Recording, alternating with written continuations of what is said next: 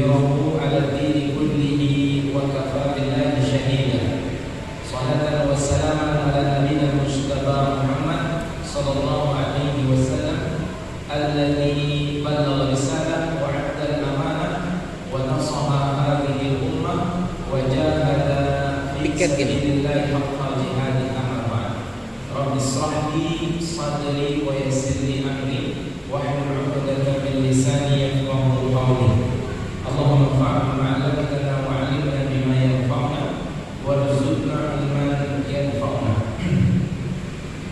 Para jamaah salat maghrib yang dirahmati oleh Allah Subhanahu wa taala. Pada malam hari ini kita akan mengkaji tentang masih berkenaan dengan Idul Adha atau tepatnya Idul Kurban. Tapi kita akan mengkaji dari sisi keutamaan bulan Zulhijjah. Adapun nanti masih menyisakan, jika ada masih menyisakan pertanyaan tentang itu, jawaban yang ringkasnya. Kenapa disebut Zulhijjah itu bulan haji? Karena puncak haji itu ada pada bulan Zulhijjah. Puncak haji itu tanggal berapa? 10. Puncak haji tanggal 9. 9 Zulhijjah itu puncak haji. Orang wukuf di Arafah itu adalah puncak dari haji. Karena itu disebut Zulhijjah, itu disebut sebagai bulan haji. Nah, kalau ada orang yang beralet, bila beralet sudah bulan haji atau sudah Idul Adha atau sudah raya, biasanya bulan haji. Nah, bulan haji itulah makna dari Zulhijjah.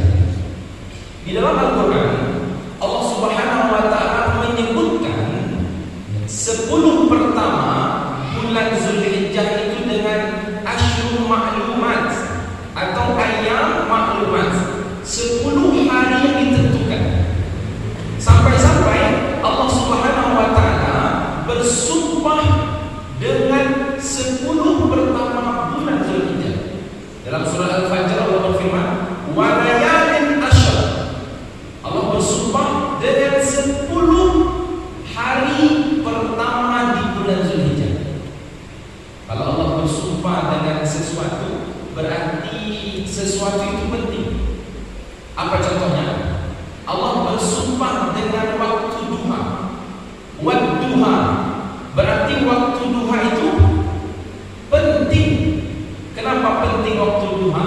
Karena di waktu duha itulah manusia mulai untuk bekerja, mulai untuk mencari nafkah. Kalau tidak ada waktu duha, bisa untuk mencari nafkah? Tidak bisa. Kemudian Allah bersumpah dengan waktu malam. Wal laili idza syaja. Allah bersumpah dengan waktu malam. Kenapa Allah bersumpah dengan waktu malam? Karena malam itu penting. Kalau nggak ada malam bisa kita istirahat. Nggak ada malam, siang saja hari bisa kita istirahat? Tidak bisa. Maka Allah bersumpah dengan sesuatu yang penting. Nah, Allah bersumpah dengan 10 hari pertama di bulan Zulhijjah, berarti 10 pertama bulan Zulhijjah itu penting. Pentingnya di mana? Nah, di sini kita kaji. Apa pentingnya 10 pertama bulan Zulhijjah? Di dalam hadis Rasulullah SAW mengatakan, barang siapa yang dia berpuasa dari tanggal 1 Zulhijjah sampai tanggal 9 Zulhijjah, tanggal 1 sampai tanggal 9, berarti dia mulai puasa sejak hari apa? Hari Senin, hari Ahad. Hari Ahad dia puasa sampai nanti hari Senin.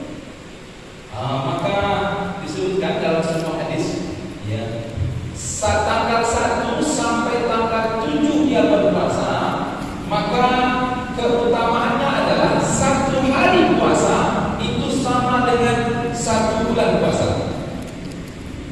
Satu hari puasa di bulan Zulhijjah sama dengan satu bulan berpuasa. Berarti 1 sampai 7 hari ada 7 bulan dia berpuasa.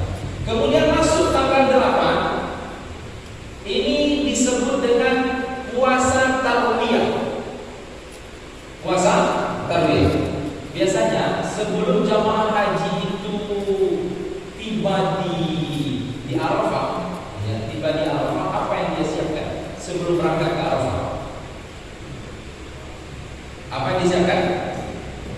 Bekal, minuman, ya kan? Makanan disiapkan. Maka persiapan jamaah haji itu untuk berangkat ke Arafah itu disebut sebagai tarawwah. Tarawwah itu artinya adalah yang menyiapkan air minum, menyiapkan bekal makanan. Maka bagi orang yang tidak haji, dia mempersiapkan dirinya juga. Apa yang dipersiapkan? Dengan berpuasa. Maka puasa tadi disebut dengan puasa tarwiyah di tanggal 8. Barang siapa yang berpuasa di tanggal 8 bulan Zulhijjah, ya, berarti yang sama dengan berpuasa 1 tahun. Puasa 1 tahun di tanggal 8. Dan barang siapa yang berpuasa di tanggal 9 ini, kenapa kita disuruh untuk berpuasa? Karena jamaah haji ketika wukuf di Arafah itu dia sedang berjuang. Ya. Arafah itu disebut puncak haji karena memang itulah ibadah yang terberat di dalam haji, menuntut kesabaran, menuntut keikhlasan, menuntut untuk betul-betul, ya, memperbanyak ibadah kepada Allah Subhanahu wa taala. Dan bagi kita yang tidak berhaji, maka diperintahkan oleh Rasulullah SAW untuk berpuasa di tanggal 9. Maka puasa itu disebut sebagai puasa Arafah. Puasa Arafah. Barang siapa yang berpuasa Arafah di tanggal 9, maka dia sama dengan berpuasa 2 tahun. Berarti sudah berapa ini dia berpuasa ini? 3 tahun 7 bulan. Hadis ini oleh sebagian ulama ada mengatakan lemah. Hadisnya lemah katanya. Ada juga yang menyebutkan walaupun hadisnya lemah, tapi anjuran untuk berpuasa itu tetap dilakukan. Walaupun hadisnya lemah, anjuran berpuasa itu tetap dilakukan. Maka kalau misalkan tidak mampu kita puasa dari tanggal 1 sampai tanggal 7, karena mungkin banyak orang yang akikah, banyak orang yang beralih, ya mungkin ya Anda usah puasa dari tanggal 1 sampai tanggal 7. Kemudian puasa di tanggal 8. Ada juga yang menyebutkan tanggal 8 itu puasa tarwiyah itu lemah hadisnya Ustaz. Oh boleh, silakan. Yang berpendapat demikian silakan. Ada juga berpendapat tidak, hadis puasa tarwiyah itu hadisnya sahih, silakan. Tapi ya jangan sampai kita meninggalkan itu puasa Arafah ini. Karena siapa yang berpuasa di tanggal 9 Zulhijjah, ya, maka Allah Subhanahu wa taala akan mengampuni dosanya 1 tahun yang lalu dan 1 tahun yang akan datang. Belum lagi mengerjakan dosa sudah diampuni. Kalau berbuat dosa sudah diampuni. Jangan pula nanti beralasan misalnya dosa kan yang tujuannya tidak ya. Itu keutamaan dari, ya, puasa Arafah. Adanya di awal bulan Zulhijjah. Kemudian kalau kita lihat hari ini, ya, jamaah haji dari Indonesia ada tidak? Tidak ada ya. Tidak ada. Karena memang masih dalam, ya, keadaan pandemi. Tidak ada orang jamaah haji. Tapi di dalam hadis Rasulullah SAW, beliau mengamalkan ibadah ibadah-ibadah tertentu yang nanti akan kita sebutkan, itu pahalanya sama dengan haji. Pahalanya sama dengan haji. Apa itu? Yang pertama adalah ada seorang sahabat yang datang kepada Rasulullah sallallahu alaihi wasallam, "Inni ashtahil jihad wa la aqdir alaihi." Ya Rasulullah, saya tidak mampu untuk berjihad. Dan saya tidak memiliki kesempatan untuk itu. Kemudian Rasul bertanya, "Hal baqiya min walidaika ahadun?" Apakah masih tersisa orang tuamu? Bermakna apakah kedua orang tuamu masih hidup atau salah satunya? Kemudian sahabat ini tadi berkata, "Qala ummi." Ibuku masih ada. Bapakku sudah meninggal. Ibu masih ada. Kemudian Rasul mengatakan, "Fadlillah fi birriha." Maka berbaktilah engkau kepada ibumu. Bermakna tidak usah berlebihan. Cukup engkau berbakti kepada kedua orang tua. Luar biasa ini. Kemudian Rasul mengatakan, "Fa idza fa'alta dzalika." Jika kamu telah melakukan baktimu kepada kedua orang tuamu atau salah satu di antaranya, karena yang satu sudah meninggal, fa anta hajun wa anta mu'tamirun wa anta mujahid.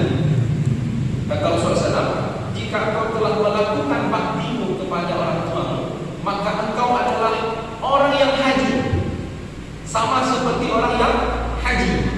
Yang kedua, engkau sama seperti orang yang umroh. Yang ketiga, engkau sama seperti seorang mujahid yang telah berjuang di jalan Allah Subhanahu wa taala. Hadis ini diriwayatkan oleh Imam Tabrani. Maka orang yang berbakti kepada kedua orang tua itu, mulianya itu luar biasa.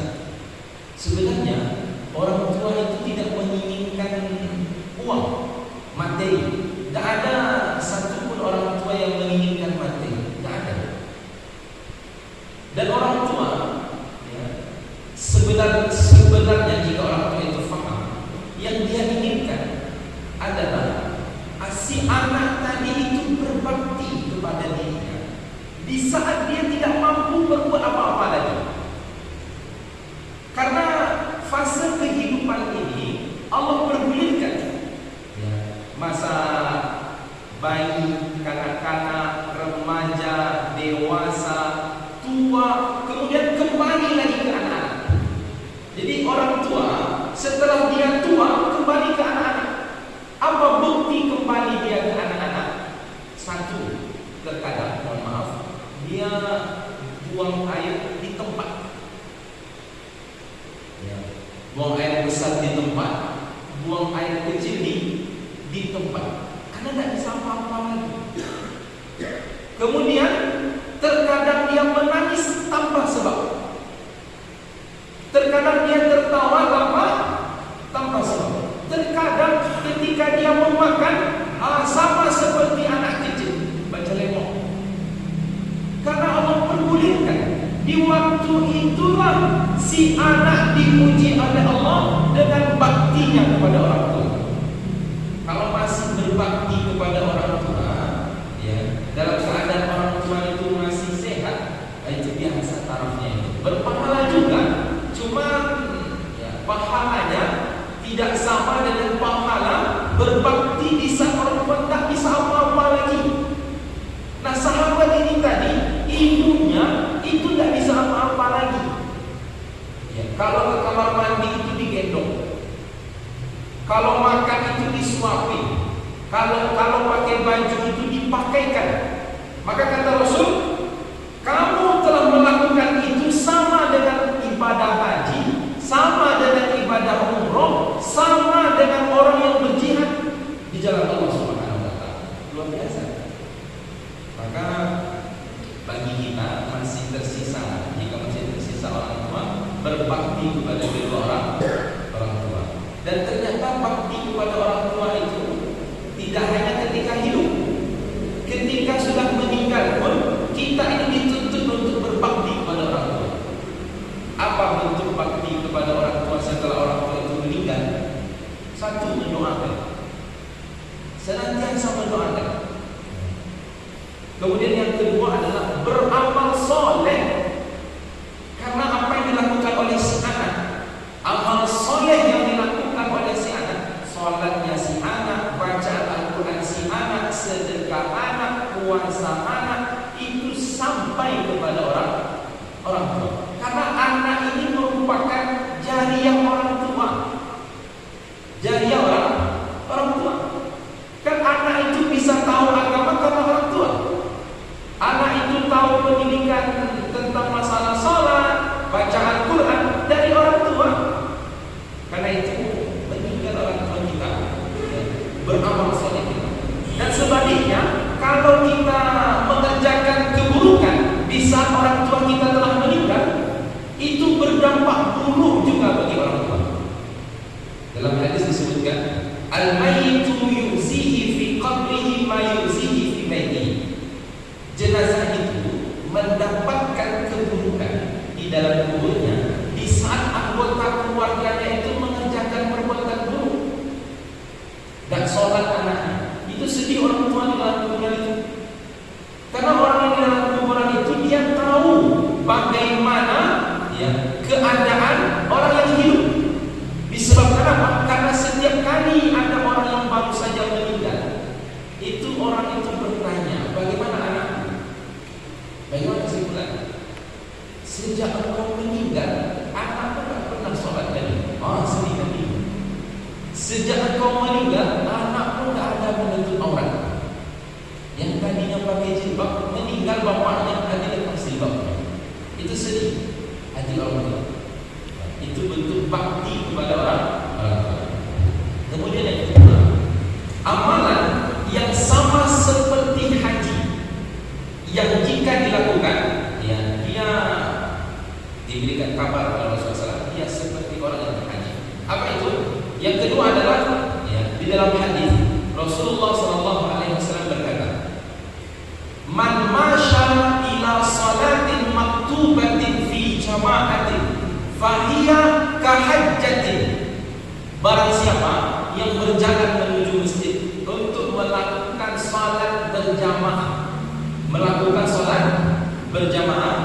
maka dia sama pahalanya dengan ibadah haji.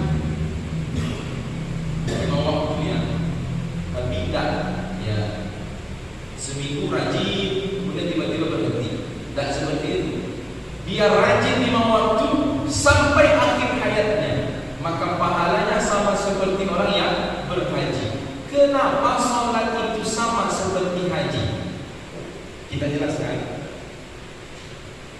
Di dalam penjelasan seorang ulama yang bernama Syekh Mutawalli Sya'rawi, beliau mengatakan salat itu tidak hanya sama seperti haji, tapi dia juga sama seperti puasa, sama seperti zakat, dan sama seperti orang yang bersyahadat.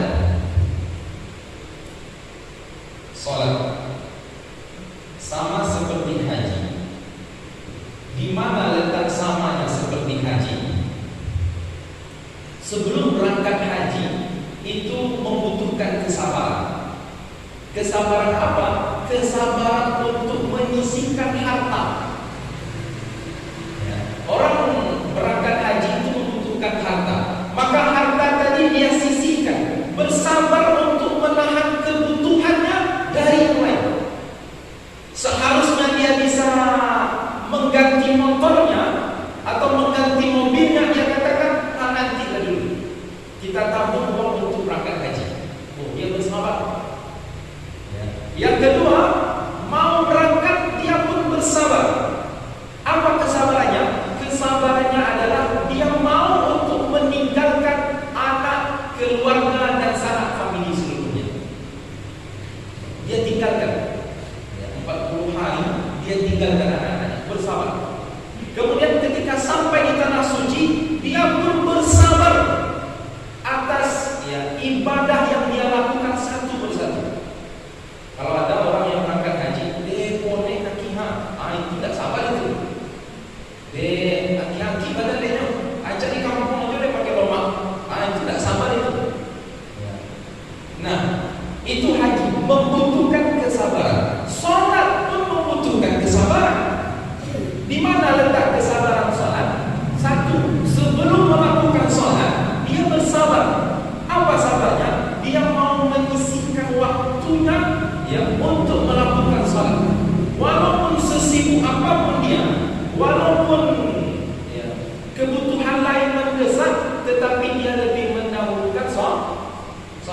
sabar. Ketika melakukan sholat pun dia sabar. Sabar apa? Sabar untuk tidak memikirkan hal-hal di luar sholat. Itu satu kesamaan sholat dan haji. Yang kedua, haji itu berada di ketika orang tawaf itu berada di Ka'bah, dan orang yang sholat itu menghadap kiblat. Kiblat itu apa? Ka'bah itu tadi. Sedangkan orang haji tawafnya di Ka'bah, orang sholat menghadap ke Ka'bah. Berarti dua. Maka kata Syekh Mutawalli Syahrawi, orang yang sholat pada hakikatnya di dalamnya ada ibadah haji. Pada hakikatnya. Yang kedua, di dalam sholat pada hakikatnya ada ibadah puasa. Puasa itu menahan untuk tidak makan dan minum. Puasa itu menahan syahwat. Tapi di dalam sholat itu menahan seluruhnya. Di dalam sholat tidak hanya makan dan minum yang ditahan. Di dalam sholat tidak hanya syahwat yang ditahan, tapi di dalam sholat tidak boleh berbicara, ditahan. Di dalam sholat tidak boleh memikirkan yang lain di luar sholat. Di dalam sholat tidak boleh saling senggol-senggol, tidak boleh. Tidak boleh. Maka pada hakikatnya sholat itu menahan. Sebagaimana puasa pun menahan. Makna puasa itu artinya menahan. Sholat pun menahan. Jadi kalau ada yang tidak ditahan di dalam sholat, mau berbicara dan ditahannya, itu batal sholatnya. Kecuali tidak boleh menahan apa? Untuk buang air kecil dan buang air besar, tidak boleh ditahan dalam sholat. Itu tidak boleh ditahan. Kalau misalkan sesak buang air kecil ditahannya, maka hukumnya makruh, dibenci. Kalau dia sholat, dia tahan untuk tidak BAB dulu, atau sesak, yang tahan jongkok, hanya tahan-tahan, itu makruh, dibenci. Kemudian tiga, di dalam sholat ada zakat. Kenapa ada zakat? Karena zakat itu kan uang.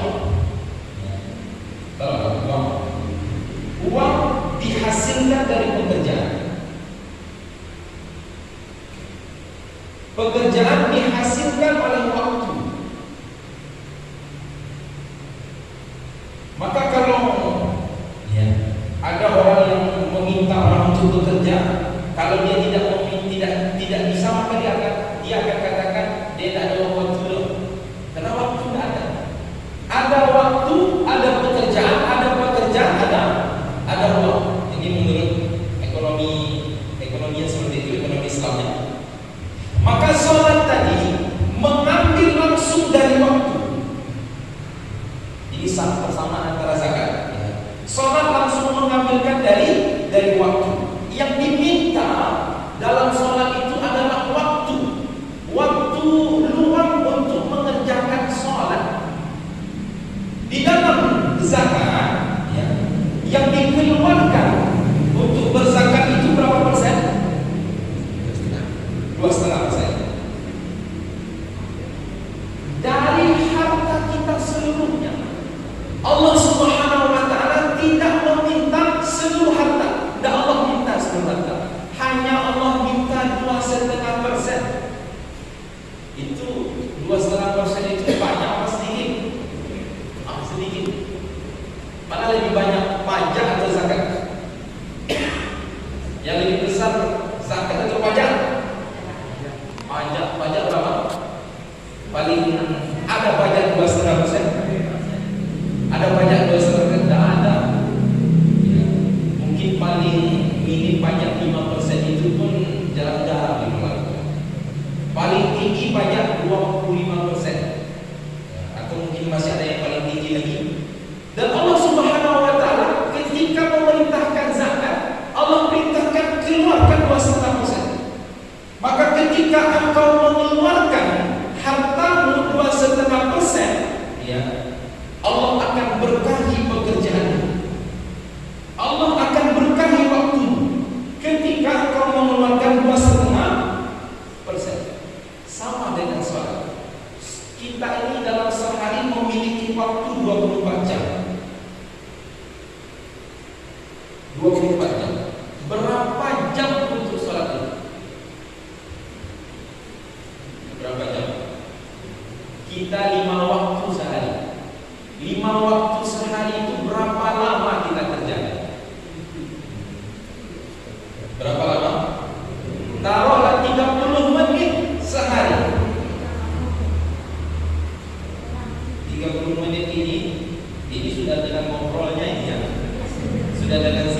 habis itu ngobrol 30 menit.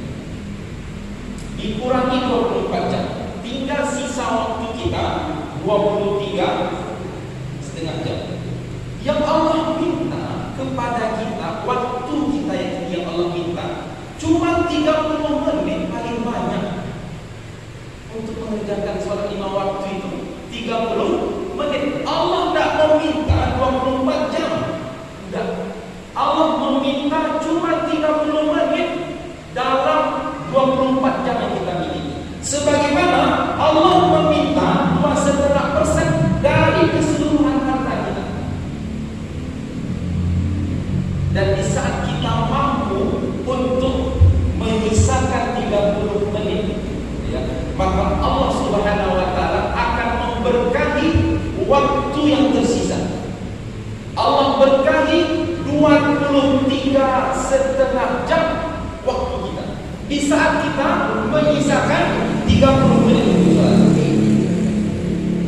Tapi yang ini tidak mau dikeluarkan oleh banyak orang. Sebagaimana orang tidak mau mengeluarkan zakat, tidak mau dia keluarkan. Ini dia awak yang padahal zakat cuma 2,5%. Ketika masuk waktu sholat, bekon lu, nanti lu, ada cuma diminta 10 menit. Yang tersisa 23,5 jam.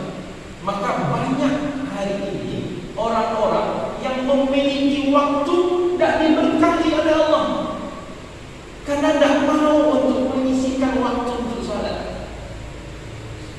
Maka di dalam hadis tadi Rasul menyampaikan, orang yang sholat 5 waktu sama seperti haji, karena memang sholat itu puncak dari sholat itu merupakan pondasi dari ibadah, pondasi dari agama.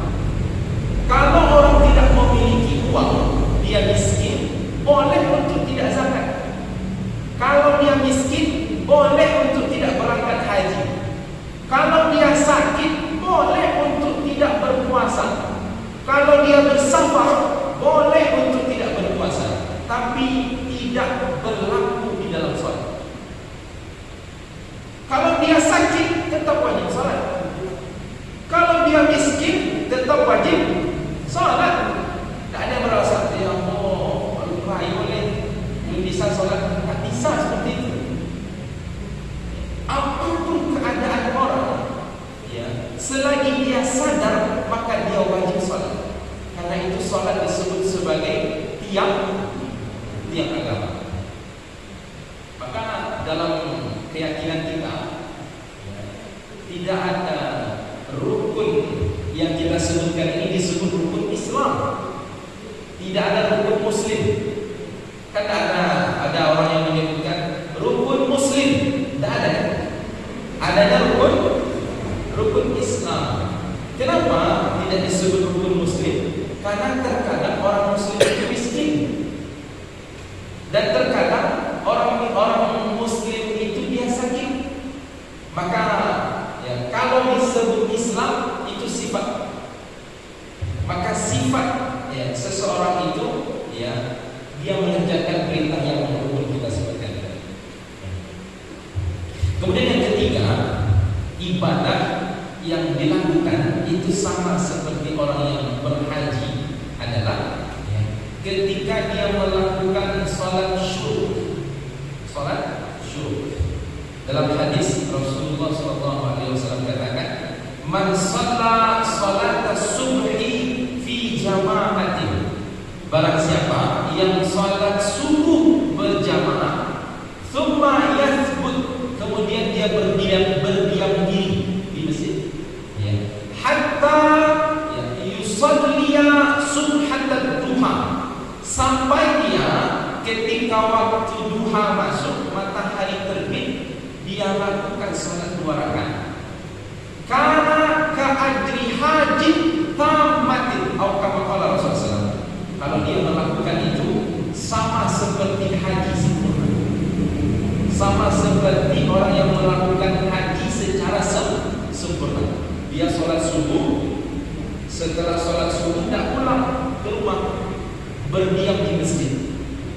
berdiam di musola sampai waktu duha masuk, sampai terbit matahari. Terbit matahari dia lakukan salat 2 rakaat. Maka salat 2 rakaat ini disebut dengan salat syuruk. Salat syuruk. Ini ada waktu syuruknya? Maka lebihkan 10 menit. Itu lakukan salat syuruk. Maka orang yang melakukan ini sama seperti orang yang berhaji sempurna. Beda dengan salat duha. Salat duha kan ada duha sama syuruk. Apa beda duha dan syuruk? Kalau duha tidak disyaratkan menetap di masjid. Kalau duha tidak disyaratkan menetap di masjid. Misalkan kita tertidur salat subuh. Terlambat salat subuh. Lepas niat tu salat subuh, terlambat jago. Nah, bolehkah kita melakukan salat duha? Boleh. Dan salat duha itu tempatnya tidak harus di masjid. Di mana saja, asalkan tak di kamar mandi. Di kantor boleh salat duha. Kemudian di ladang boleh salat duha. Di atas batu, bukan satu kaki tapi batunya besar. Salat duha di situ boleh. Tapi salat syuruk ini dilakukan di masjid atau di musola. Itu bedanya. Jadi ada juga ulama yang menyamakan dari sisi waktu. Waktunya sama-sama dikerjakan ketika matahari terbit. Kemudian sudah berapa itu? Sudah 3 ya. Jangan sampai lupa nanti. Tiba di rumah apa tadi? Pokoknya suruh-suruh itu jangan sampai lupa. Sudah 3 ya. Kemudian yang keempat. Yang keempat datang seorang yang miskin kepada Rasulullah. Orang miskin datang kepada Rasulullah, sahabat yang miskin. Jadi tidak seluruh sahabat Nabi itu kaya dan tidak seluruh sahabat Nabi itu miskin. Ya sama kayak kita. Ada orang kaya, ada orang yang mungkin tidak berkecukupan. Datang kepada Rasulullah. Ya Rasulullah, wahai Rasulullah, dia curhat. Zahaba ahlud dusur bil ujur. Orang yang kaya itu berjalan di atas muka bumi ini membawa pahala. Membawa pahala. Yusalluna kama nusalli. Mereka salat, kami pun salat. Wa yatasana, kemudian wa yasumuna kama nasum. Mereka berpuasa, kami pun berpuasa, kata orang miskin. Wa yatasaddaquna bi fuduli amwalihim. Mereka bersedekah dengan harta yang mereka miliki. Kami tidak punya harta, bagaimana cara kami bersedekah? Wa yahajjuna bi fuduli amwalihim. Dan mereka berhaji dengan harta yang mereka miliki. Haji itu membutuhkan harta dan membutuhkan kesanggupan. Orang miskin kalau berangkat haji itu membutuhkan harta dia tidak punya. Jadi sahabat Nabi dari Madinah ke Mekah itu berapa lama? Berapa? 8 jam. Dari Madinah ke Mekah 8 jam itu membutuhkan biaya. Nah, orang miskin tadi, ya Rasulullah, kami ini ingin untuk menyaingi orang kaya dalam pahala. Bukan menyaingi kekayaan mereka, bukan.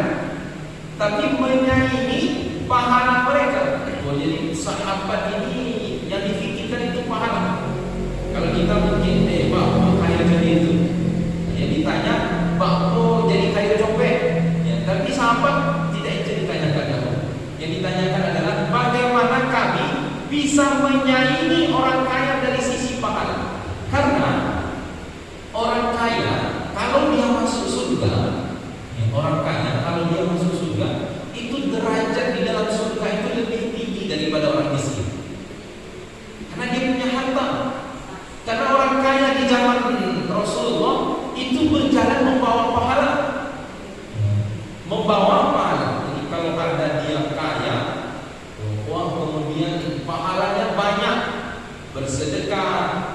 kemudian berangkat haji, kemudian untuk menyantuni anak yatim, pahalanya banyak. Maka derajatnya di surga itu lebih tinggi daripada orang miskin. Dan orang miskin ini paling cepat masuk surganya daripada orang kaya. Ketika dihisab, ya, orang miskin itu cepat dihisab, karena tidak ada yang mau dihisab. Apa yang mau dihisab? Ya, rumah tidak punya, kendaraan tidak punya, mobil apalagi, ya, kemudian baju apalagi tidak ada yang ada. Maka bahasa mereka cepat-cepat masuk surga. Nah, sudah habis yang mau dihisab, tidak ada lagi yang dihisab. Tapi orang kaya itu lama hisabnya. Jarak antara, ya, orang miskin dengan orang kaya masuk surga itu 5 tahun jarak. Lebih dahulu orang miskin masuk surga karena tidak ada yang dihisab. Tapi orang kaya lama dihisab karena dia memiliki banyak harta. Memiliki banyak harta. Maka Rasulullah SAW menjawab. Apa kata Rasul? Kalau demikian engkau ingin menyaingi orang kaya dari sisi pahala, maka lakukanlah satu, setelah selesai sholat engkau baca, ya, tahmid 33 kali, engkau baca tasbih 33 kali, engkau baca takbir 33 kali, maka engkau sama seperti orang yang telah berhaji, dan engkau sama seperti orang yang telah bersedekah, kata Rasulullah. Kemudian beberapa hari lagi datang lagi orang miskin tadi. Ya Rasulullah, apa yang engkau ajarkan kepadaku ternyata dikerjakan juga oleh orang yang kaya. Dia bertasbih, ya, bertakbir, bertakbir juga setelah selesai sholat. Lalu apa kata Rasul? Kalau demikian adanya, itulah bentuk keutamaan orang yang kaya daripada orang yang miskin. Ya. Jadi memang, ya, kalau dia kaya, ya, kemudian dia mau untuk, ya, mendalami ilmu agama, lalu dia banyak bersedekah, maka di saat itulah sedekah tadi itu untuk dirinya. Orang bersedekah itu untuk siapa? Orang bersedekah itu untuk siapa? Untuk diri sendiri. Untuk orang yang menerima sedekah atau untuk orang yang beri sedekah? Kalau salah dalam arti salah kita memberi sedekah dan pahala. Salahnya itu ternyata orang itu tidak berhak menerima sedekah. Salah ke salah.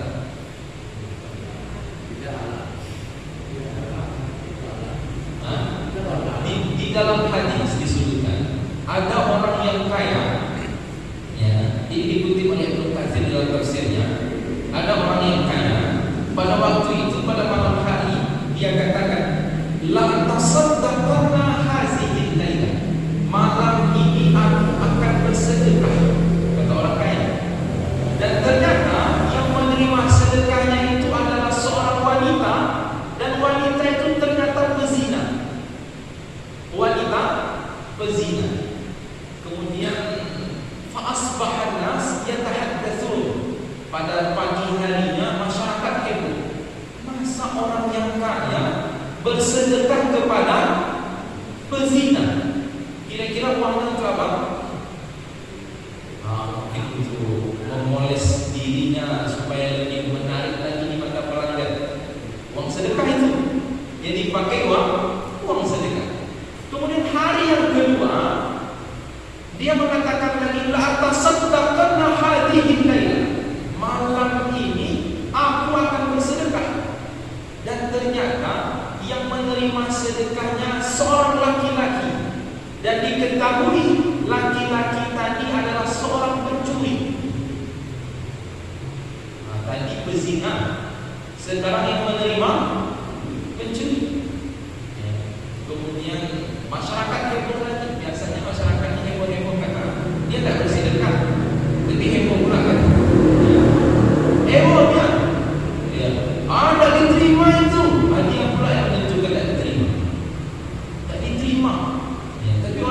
bersedekah, diam saja. Ya. Hari yang ketiga dia katakan lagi, la tasaddaqanna hadhihi lailah, aku akan bersedekah malam ini. Dan ternyata yang menerima sedekahnya itu seorang laki-laki, dan laki-laki itu diketahui adalah orang yang kaya. Orang yang kaya. Pertama pezina, yang kedua pencuri, yang ketiga adalah orang kaya. Maka kata masyarakat, tak tepat dia bersedekah, tak diterima sedekahnya.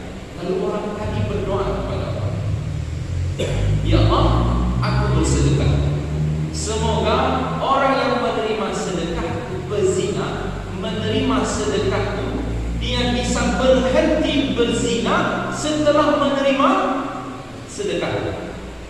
Kemudian yang kedua, orang yang mencuri, semoga orang yang mencuri tadi setelah menerima sedekahku berhenti dia mencuri. Yang ketiga, orang yang kaya setelah menerima sedekahku dia pun ikut untuk bersedekah, maka diterima. Maka kalau ada orang yang meminta, kasih. Ada orang yang meminta, kasih. Karena yang abadi itu ya, sedekah kita atau tabungan kita. Tabungan atau sedekah yang abadi? Sedekahnya. Yang banyak sedekah atau tabungan? Tabungannya. Jadi yang sirna itu tabungan. Sirna itu. Maka Allah katakan, ma indakum tanfad, apa yang ada pada dirimu, kata Allah, itu akan sirna, hilang. Walaupun di rekening itu beratus juta, ber-MM, itu tidak akan bermanfaat bagi kita setelah kita meninggal. Tidak bermanfaat. Siapa yang memanfaatkan? Yang memanfaatkan keturunan kita. Dan belum tentu keturunan kita pun akan memperlakukannya dengan cara baik. Belum tentu. Ya. Kemudian yang ada pada kita, yang di bawah mati, harta itu di bawah mati adalah harta yang disedekahkan. Maka kata Allah, ma indakum tanfad wa ma indallahi baq. Apa yang ada pada kalian akan sirna, mobil sirna. Maka mobil itu tidak akan sirna ketika mobil itu